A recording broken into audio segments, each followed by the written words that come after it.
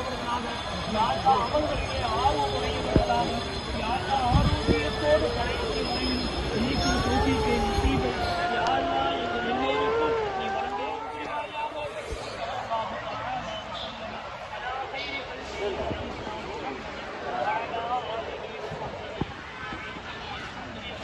سبحان الذي سخر لنا هذا وما كنا له